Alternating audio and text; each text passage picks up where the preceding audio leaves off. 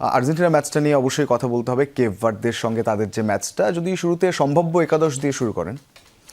Argentina একাদশে কিন্তু আসলে পরিবর্তনের প্রচুর পরিবর্তন হবে, আবার পরিবর্তন হবেও না, আমি সেটা বলতে একটা বিষয়। সবশেষ ম্যাচে যেহেতু তাদের ইকুয়েশন কোনো কিছুই ছিল না, তারা একেবারে রিজার্ভ একটা দল নামিয়েছিল, শুধুমাত্র গোলকিপারই ছিলেন বলতে পারেন। এই ম্যাচে আসলে তার আগের ম্যাচে যে একাদশটা, আর্জেন্টিনার নিয়মিত যে একাদশটা, সেটি থাকছে। একটু দেখাতে চাই সেক্ষেত্রে আর্জেন্টিনা আসলে দুটি ফরমেশনে খেলার কথা আছে।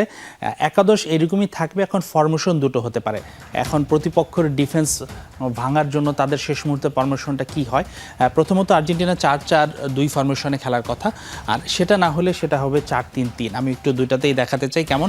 মার্টিনেজ তো থাকছে, এমি মার্টিনেজ গোলবারে, এই পাশে মনিলা থাকবেন। মনিলা তিনি ফিট হয়ে গেছেন।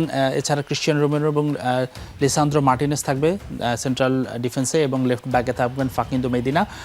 আমি যদি তার উপরে দেখি, লেফট মিডফিল্ডে আলমাদা থাকছেন, মাঝখানে এনজো এবং ম্যাকালিস্টার, এবং ডান পাশে থাকছেন ডিপল। সামনে মেসি এবং লাউতারো মার্টিনেজেরই থাকার সম্ভাবনা বেশি, কেননা হুলিয়ান আলভারেসের ফর্মটা কিন্তু ততটা ভালো নয়। তবে এই সিস্টেমটা যদি 4-3-3 হয়ে যায়, সেক্ষেত্রে আলমাদা শুধু উপরে চলে যাবেন, সেক্ষেত্রে লাউতারো সেন্টারে আসবেন এবং মেসি ডাইন সাইডে আসবেন, এবং বাকিটা জাস্ট একদম শিফট হয়ে যাবে। এনজো তখন লেফটে চলে যাবেন, ম্যাকালিস্টার সেন্টার এবং ডিপল রাইটে থাকবেন। এটাই সিস্টেম হওয়ার কথা। এখন আর্জেন্টিনা শেষ মুহূর্তে কোন সিস্টেমটা অ্যাপ্লাই করবে, কিন্তু একাদশ এটাই হবে বলে আমরা আর্জেন্টাইন গণমাধ্যম এবং সোর্সগুলো থেকে খবর পাচ্ছি, এবং এটাই কিন্তু স্কালোনির প্রায়োরিটি 11, এবং এই ফুটবলারদের বোঝাপড়াটা খুব ভালো, সে কারণেই এটা। এখন কেপ ভার্দের একাদশটা কেমন হতে পারে সেটা একটু দেখাতে চাই। কেপ ভার্দে আসলে একটু ডিফেন্সিভ ফুটবল খেলে থাকে, এই কারণেই তারা গোল খায়নি, এটা আমরা সবাই জেনেই থাকি। 4-1-4-1 ফরমেশনে খুবই আনইউজুয়াল একটা ফরমেশন।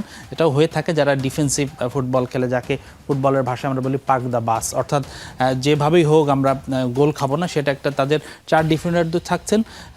লেনিন, যাদের যেই 6 নম্বরধারী ডিফেন্সিভ মিডফিল্ডারটা আছেন, তিনিও অলমোস্ট ডিফেন্ডারদের সঙ্গেই থাকেন। মূলত 5-4-1 হয়ে যায় সেক্ষেত্রে তাদের ফরমেশনটা, এবং তারা অবশ্যই এই ম্যাচেও চেষ্টা করবে স্পেনের বিপক্ষে যে কৌশলে তারা ড্র আদায় করে নিয়েছিল, যে কোনোভাবেই তারা আর্জেন্টিনার সঙ্গে গোল খাবে না, এবং তারা যদি ম্যাচটা অতিরিক্ত সময় পার করে পেনাল্টি শুটআউটে নিয়ে যেতে পারে, তখন তো সেটা 50-50 হয়েই যায়।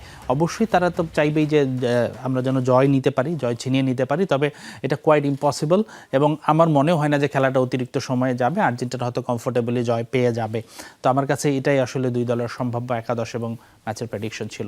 একেবারেই। তবে হ্যাঁ, গোল যেহেতু হজম করে না খুব একটা, সেক্ষেত্রে গোল পাবেন কে, সেটা একটা কঠিন ব্যাপার। তবে আর্জেন্টিনার একাদশে নিশ্চয়ই সেই সমস্ত তারকায় ঠাসা, লিওনেল মেসি নিজে আছেন, এনজোরা আছেন, ক্রিশ্চিয়ান রোমেরো তিনি ফিরছেন অবশ্য, সেই জায়গার সেই লাইনটাও ঠিকঠাক হচ্ছে।